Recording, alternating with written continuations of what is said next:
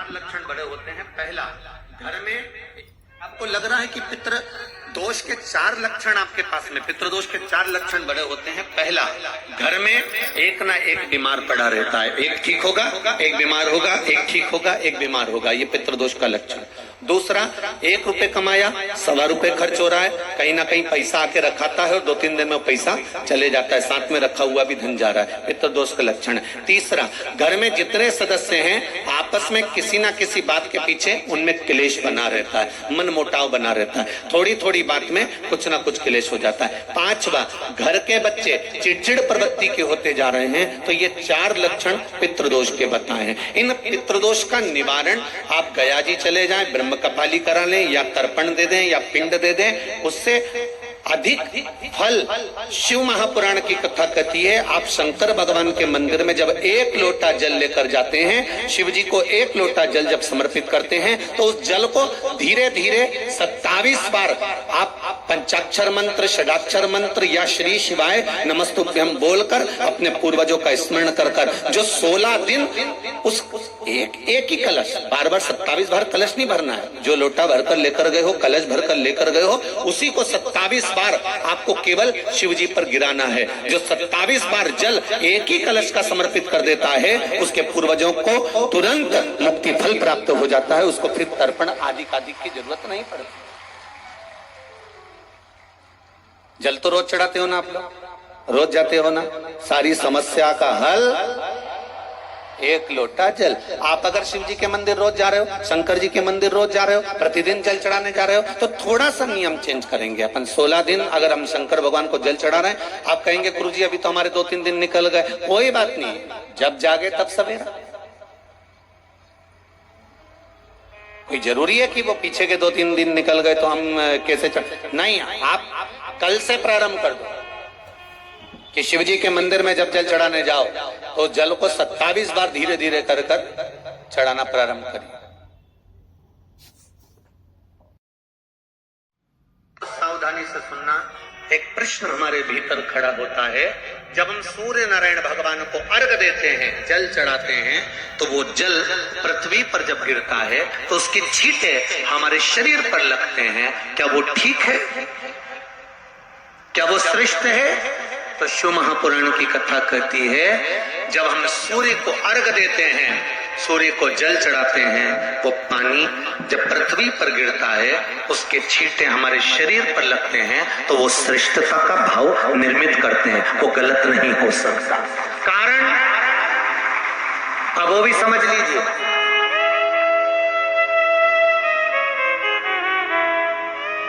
अब सूर्य नारायण भगवान को आप जल चढ़ा रहे हो तो छींटे नहीं लगे, उसके लिए क्या स्टूल पे चढ़ के चढ़ाओगे कि कुर्सी पे चढ़ के चढ़ाओगे?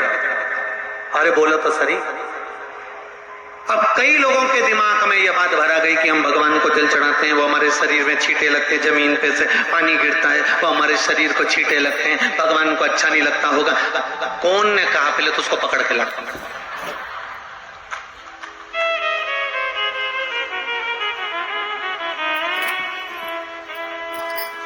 क्योंकि मेरे राम जी महाराज, मेरे भगवान कृष्ण, बड़े बड़े संत, साधु, सन्यासी, तपस्वी, साधक, उपासक जितने भी हुए, जिन्होंने सूर्य की आराधना करी, इन्होंने टेबल पे चढ़कर या कुर्सी पे चढ़कर जल नहीं चढ़ाया, इन्होंने पृथ्वी पर खड़े होकर ही, क्योंकि पृथ्वी तत्व के देव है शिव। जब हम मृत्यु लोक पर खड़े होकर, पृथ्वी पर खड़े होकर भगवान शंकर का भाग पृथ्वी तत्व को धारण कर कर जल को हाथ में लेकर जब समर्पित करते हैं, और जो जल नीचे गिरता है वो शरीर पर अगर लगता है तो हमको उसका आशीर्वाद ही प्राप्त होता है, दोष नहीं लगता। और लोगों ने इसको विपरीत कर दिया। कि कौन ने विपरीत करा? कई लोगों ने इसको विपरीत कर दिया। कौन ने विपरीत करा? तो जो दूसरे धर्म के लोग होते हैं, जिनको हिंदू धर्म से नफरत होती है और जो हिंदू धर्म की पूजन, सेवा, अर्चना को समाप्त करना चाहते हैं, वो धीरे धीरे धीरे धीरे कहने लगे कि सूर्य को जल चढ़ाओगे तो शरीर में लगेगा, शरीर में लगेगा तो दोष लगेगा। इसको कहकर घर घर में सूर्य को जल चढ़ाना लोगों ने बंद कर दिया कि आप जल चढ़ाएंगे तो दोष लगेगा, शरीर पे छींटा लगेगा, शरीर को ऐसा लगेगा। ये दोष नहीं है। कितनी सुंदर बात है महाराज।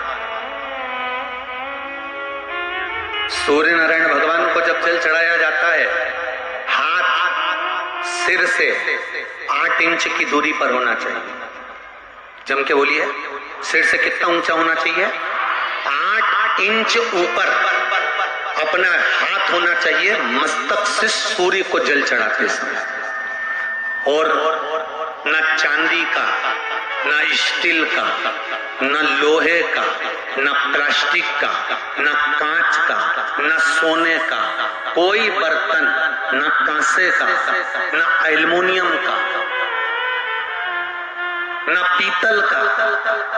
केवल एक पात्र होना चाहिए, वो है तांबे का। काय का पात्र होना चाहिए? तांबे का पात्र। और सूर्य नारायण भगवान को जब 8 इंच ऊपर तुम्हारा हस्त है और जब हम सूर्य को जल चढ़ा रहे हैं, कैसे जल चढ़ाना है वो भी समझ लीजिए। अगर कोई कैंसर का मरीज है, जिसके चेस्ट में कैंसर आ गया हो, लेफ्ट में, राइट में कहीं पर कैंसर आ गया हो, या कोई गठान आ गई हो, तो महाराज आप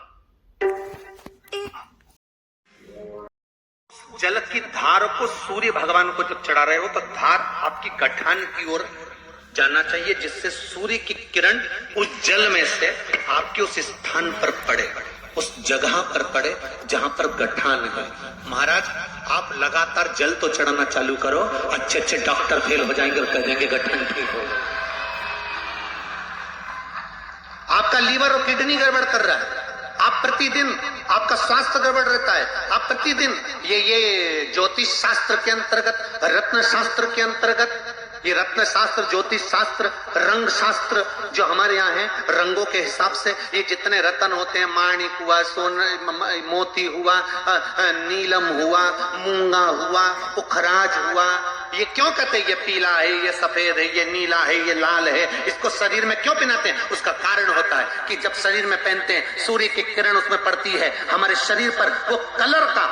इफेक्ट पड़ता है, उस कलर को शरीर पर लगता है, और शरीर पर लगता है तो हमारा शरीर धीरे धीरे, हमारी जो इंद्रियां हैं वो सही होने लगती है, काम सही होने लगता है। तो आप कहते हो ना, सब में 16 दिन श्राद्ध के होते हैं, और 16 दिन श्राद्ध में से कोई भी एक दिन श्राद्ध का, जो तुम्हारी मर्जी पड़ जाए, जिस दिन तुम घर में फ्री हो, जिस दिन तुम्हारी मर्जी पड़ जाए, जिस दिन तुम्हारा मन कर जाए, उस दिन वृषकपि, विषकपि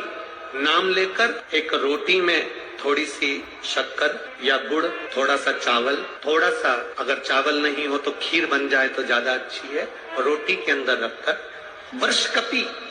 या विषकपि, भगवान शंकर का एक अवतार नाम लेकर अपने दरवाजे के बाहर खड़े होकर जो गौ माता को श्राद्ध पक्ष में किसी भी दिन ये भोजन वृषकपि का नाम लेकर दे देते हैं, उसके घर में कभी संपदा की कमी नहीं आती, धन की कमी नहीं। कितना भी पितृदोष हो, कितना भी, बेटों की शादी नहीं हो रही, बेटियों का संबंध नहीं आ रहा, घर में क्लेश बना हुआ है, अशांति बनी हुई है, मानसिक टेंशन बना हुआ है, 1 रुपए कमाओ 1.25 रुपए खर्च हो रहा है, कोई समझ में नहीं आ रहा, कोई रास्ता नहीं सूझ रहा, एक चावल का आखा दाना लेकर परिंदे के पास, परिंदा जानते हो सब लोग, हंडा, मटका, पानी भरने का मटका, हंडा, घड़ा, गगरा, जो घर के रसोई घर में जो पानी का स्थान होता है, एक चावल का दाना रसोई घर में रखकर उस चावल के दाने को साथ में लेकर और 1 लोटा जल हंडे का, मटके का, परिंदे का, घड़े का भरकर चाहिए, और वो परिंदे का पास का चावल का दाना और 1 लोटा जल, पहले चावल का दाना शिव जी के शिवलिंग पर समर्पित करो, फिर 1 लोटा जल, जहां जलाधारी होती है, जलाधारी इधर की है तो आप इधर खड़े हो, जलाधारी उत्तर की है तो आप यहाँ दक्षिण की ओर खड़े होकर शिव जी पर जल चढ़ाना प्रारंभ करो। यहाँ जल बह रहा है शिवलिंग का तो आप इधर खड़े होकर जब जल चढ़ाओगे, चावल का दाना रखकर, कैसा भी पितृदोष हो वो सारा पितृदोष समाप्त होता ही है। होता ही है। जिस बेटा बेटी का विवाह 35 साल 40 साल 30 साल हो गए, शादी नहीं हो रही हो, जिस बेटा बेटी का संबंध नहीं हो रहा, उससे निवेदन है पितृपक्ष में जो शिवरात्रि आ रही है, उस पितृपक्ष की शिवरात्रि के दिन एक बूंद घी, गौ माता का घृत, गाय के दूध से बना हुआ घी, एक उंगली में जरा सा लगाकर जिस लड़का लड़की का विवाह नहीं हो रहा हो वो लेकर जाए, शंकर के शिवलिंग पर उसका लेपन करे और उसी उंगली को अशोक सुंदरी वाली जगह पर पीवरी के नाम से, पितृपक्ष में सुखदेव जी महाराज की धर्म पत्नी पीवरी के नाम से अगर अशोक सुंदरी वाली जगह पर लगाकर एक लोटा जल भगवान शंकर को समर्पित कर दे तो उसका विवाह होता ही है। श्राद्ध पक्ष के 16 दिन यदि संसार का कोई मनुष्य बेल दूध का प्रयोग करता है, बेल दूध से मतलब होता है बेलपत्र के ये मध्य भाग जो होता है, बेलपत्री की जो नीचे की 2 पत्तियां जो होती है, ये 2 पत्तियां जो बेलपत्री की होती है, इस बेलपत्री की दोनों पत्तियों को शिवलिंग पर जब आप रखते हैं, शिवलिंग पर रखने के बाद में आपके हाथ में जो कटोरी में दूध है, वो दूध इन दोनों पत्तियों पर, ये पितरों के भाव से, पितृ पित्राणी के भाव से आप दोनों पत्तियों पर बेल दूध को अगर समर्पित कर रहे हैं, बेलपत्र समर्पित करने के बाद थोड़ी सी कटोरी में अगर गौमाता का दूध है और ये दोनों पत्तियों पर अगर आप अपने गोत्र से दूध चढ़ा रहे हैं, तो संसार में ऐसा कोई व्यक्ति नहीं है जिसके ऊपर पितृदोष लग जाए, पितृदोष समाप्त होकर ही रहे। बहुओं से निवेदन है, बेटियों से निवेदन है, माताओं से निवेदन है, मान लो आपको कोई ब्राह्मण देवता ने कहा कि आपके यहाँ पितृदोष है, तो आपको घबराना नहीं है कि महाराज जी मुझे क्या करना पड़ेगा। पितृदोष है, एक चावल का दाना घर में से लीजिए, हथेली पर रखिए, पानी का जो मटका होता है, हंडा होता है, पानी का जो मटका है, हंडा है, जहां पर रसोई घर में तुम पानी रखते हो, उस हंडे के पास में, मटके के पास में उस चावल के दाने को लेकर जाइए, अपने पितरों का स्मरण कर स्वधा स्वधा स्वधा स्वधा स्वधा 5 बार बोलकर शंकर भगवान के शिवलिंग पर, तुम्हारे घर में शिवलिंग हो तो घर में, और अगर मंदिर में शिवलिंग हो तो मंदिर में, उस चावल के दाने को चढ़ा दीजिए, कैसा भी पितृदोष होगा समाप्त। भगवान शंकर से बस इतना सा निवेदन एक बात का जरूर करिएगा जीवन में, 16 श्राद्ध चल रहे हैं, प्रयास करिएगा अपने जिंदगी में। मान लो कोई काम आपका अटक रहा है और वो काम नहीं हो रहा, मान लो वो काम नहीं हो रहा, रिटर्न बढ़ा हुआ, वो काम नहीं हो रहा, बहुत दिनों से आप प्रयास कर रहे हो और काम अटका पड़ा हुआ है, तो प्रयास करना, जल के पात्र में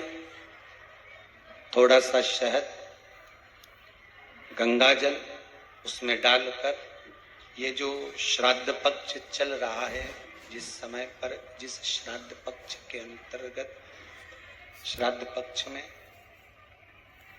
एक पात्र में जल लेकर उसमें थोड़ा सा शहद, गंगा जल डालकर भगवान शंकर को पुंडकेश्वर महादेव के नाम से, पुंडकेश्वर, क्योंकि विदल और उत्पल इन दोनों असुरों ने, राक्षसों ने जब बहुत उपद्रव मचाया, बहुत उपद्रव मचाया, जब बहुत उपद्रव मचाया, तब माता जगतजननी के कहने पर कुंदुक का प्रहार कर कर इन दोनों राक्षसों का संहार करा गया, तो शिवजी का नाम पुंडकेश्वर पड़ गया। क्या नाम पड़ा था? पुंडकेश्वर। कहते हैं बहुत बांधाओं में जब व्यक्ति पड़ जाता है, बहुत बांधाओं में जब व्यक्ति चला जाता है, कुछ ना कुछ समस्याओं में जब व्यक्ति फंसा रहता है, पड़ा रहता है, तो पुंडकेश्वर महादेव का स्मरण करना चाहिए। एक प्रयास और करना, छोटा सा प्रैक्टिकल करने में क्या जाता है। दुकान पर ग्राहक नहीं आ रहे ना, आधा घंटा हो गया कोई ग्राहक नजर नहीं आया, फालतू बैठे हो ना दुकान पर, जब ग्राहक नहीं आता तो फ्री हो, तो एक काम करो, कोई भी जरा सा हाथ में पानी लेकर कुंदकेश्वर महादेव के नाम से 51 बार 21 बार बोलकर 11 बार बोलकर वो पानी को दरवाजे पे छीट दो। आधा घंटा, ज्यादा से ज्यादा 20 मिनट, आधा घंटा 30 मिनट नहीं लगेंगे और ग्राहक प्रवेश करना प्रारंभ। प्रैक्टिकल करने में क्या जाए। अब इनमें कहीं घटा तुम्हारा कि पानी घट गया, कि बोलने से कुंदकेश्वर महादेव का नाम लेने से जीवान घट गई, कुछ घटा? फायदा तो तुम्हारा ही हुआ, कुंदकेश्वर का नाम। कोई काम अटक रहा, शहद जल के पात्र में डालिए और थोड़ा सा गंगा जल डालकर इसी श्राद्ध पक्ष में किसी भी दिन जब तुम्हारा मन पड़े तब शंकर जी को समर्पित कर,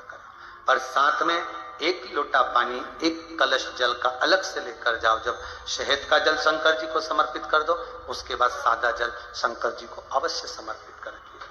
शहद का जल बांधाओं को हर लेता है, बांधा को हरता है। हम तो कई बार बच्चों से कहते हैं, अगर कोई बच्चा कंपटीशन एग्जाम में बैठ रहा है, इंटरव्यू दे रहा है या कोई एग्जाम में नहीं निकल रहा है, तो प्रयास करना, बेलपत्री का जो बीच वाला पत्ता होता है, इस पत्ते पर शहद लगाकर हथेली में रखकर अंगूठे से इसको इस तरह से दबाकर शिवजी के कुंदकेश्वर महादेव का नाम लेकर अपनी मनोकामना कर कर शंकर भगवान का जो शिवलिंग है उस शिवलिंग पर इस बेलपत्री के पत्ते को चिपकाकर आ जा और एग्जाम देने जा, बाबा नित्य का सब काम कर। तो किस एग्जाम में बैठ रहा है, कंपटीशन एग्जाम में बैठ रहा है या इंटरव्यू के लिए जा रहा है, किसी परीक्षा में बैठ रहे हो या कंपटीशन एग्जाम के अंतर्गत या इंटरव्यू के लिए जा रहे हो, अपने नौकरी के लिए प्रयास करो। शिव महापुराण के छोटे छोटे जो उपाय शंकर की कथा में हैं, इसमें कोई खर्चा नहीं होता। अभी तक आपने जितनी कथा शिव महापुराण की सुनी होगी, कोई खर्चे का काम बताया हो तो बताना। बस एक ही खर्चे का काम बताया था, वो पिछला वो शिवरात्रि का उत्सव गया, उसमें गुलाब का फूल। अब हमको नहीं मालूम था कि गुलाब इतना महंगा हो जाएगा, हमें अंदाजा नहीं था, नहीं तो हम गुलाब का फूल की जगह गोभी का चढ़ा, परंतु दिक्कत ही हो जाती कि गोभी क्यों चढ़वा दी। शंकर जी के तो यहां तक वर्णन है, नींबू, साग, साग मतलब सब्जी, बेर, कांटे, धतूरा, यहां तक वर्णन है कि शंकर को जो फल, जो सब्जी तुम्हारे यहां आती है वो तक शिव को समर्पित होती है।